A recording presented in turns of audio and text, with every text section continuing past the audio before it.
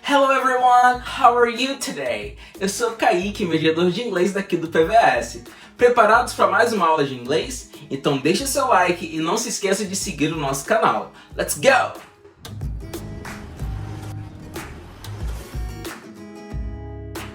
Você já leu algum texto em um jornal ou revista e quis responder o escritor dizendo que concordava ou discordava totalmente dele?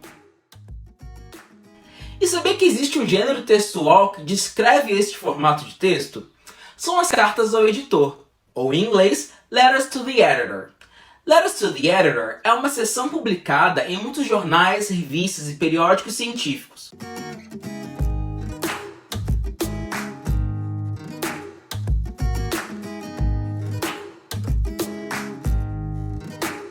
Por meio dela, o leitor pode dar sua opinião sobre algum assunto que foi discutido pelo jornal ou que esteja em alta na sua região ou no seu país. As cartas são enviadas ao editor do jornal, que as lê e seleciona as que ele considera mais relevantes para serem publicadas. Hoje em dia, tais mensagens também podem ser enviadas por e-mail. Bem mais fácil, não é mesmo? Alguns jornais, mesmo que online, têm uma seção só para isso. Algumas características desse gênero textual são: geralmente é escrito em primeira pessoa, é assinada por quem a escreve, a não ser em alguns casos nos quais as pessoas desejam ficar anônimas, relembra alguma história ou notícia divulgada pelo jornal ou revista anteriormente, apoia ou contrapõe um artigo do jornal ou fato em voga na sociedade, além de, deve ser baseadas em fatos, acontecimentos e dados, e não meramente em opiniões superficiais. Ficou com vontade de escrever uma? Vamos dar uma olhada em uma delas para ver essas características colocadas em prática. Agora, vamos analisar esta carta ao editor, intitulada Teaching Students About Racism in America, publicado no The New York Times, um dos periódicos mais reconhecidos do mundo.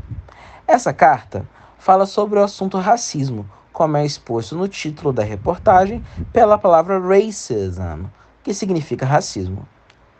Aqui podemos ver algumas características que já comentamos anteriormente sobre as Letters to the Editor, ou cartas ao editor. E aí, conseguiu identificar alguma? Vamos dar uma olhada. Logo no início do texto, temos a frase to the editor, ao editor. Portanto, esse texto tem um destinatário, que é marcado por essa expressão. Além disso, o início da carta começa com re, abreviação comumente usada em cartas aos editores, cartas comerciais, dentre outros, com o significado de in reference to ou regarding. Continuando, o re, logo ao início, dá a entender que aquela carta, na verdade, é uma resposta a um outro texto, nesse caso, o artigo Debates over Scope of Racism in Royals Schools, artigo publicado na primeira página do The New York Times no dia 2 de junho. Além disso, ao final da carta, temos quem a escreveu, ou seja, quem a enviou.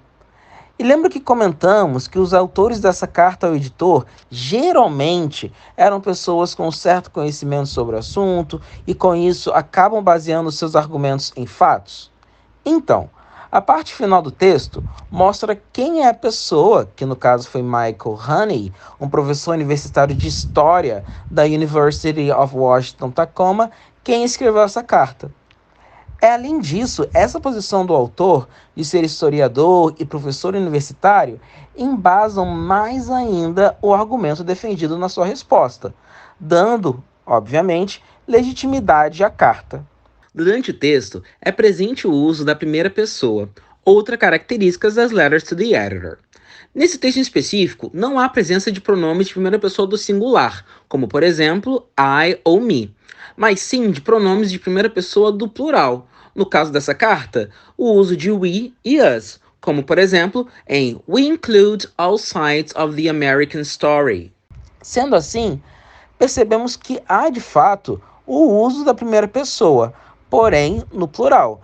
E aí, quais dessas características você já tinha descoberto? Hoje em dia, usamos uma ferramenta muito parecida com as cartas ao editor, mas que são um pouco mais informais e mais diretas. Os comentários em sites de notícia ou até mesmo no compartilhamento de notícias no Facebook, Twitter e outras redes sociais.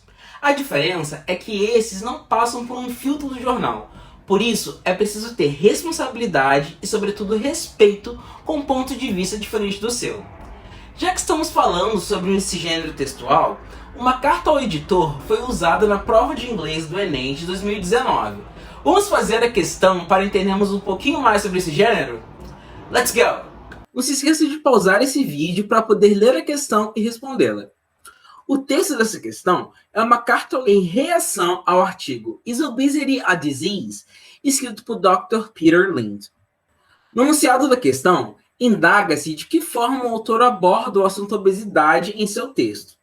Ao final do texto, o autor argumenta que precisamos continuar a estudar a epidemia da obesidade para poder ver o que mais pode ser feito.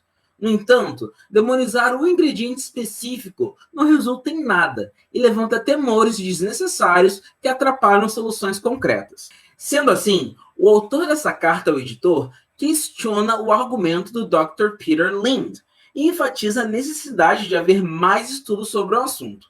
Dessa forma, não pode ser a opção A, já que, embora o leitor diga que a quantidade de açúcar consumido por estadunidenses tenha diminuído recentemente, em nenhum momento ele defende o consumo liberado do açúcar.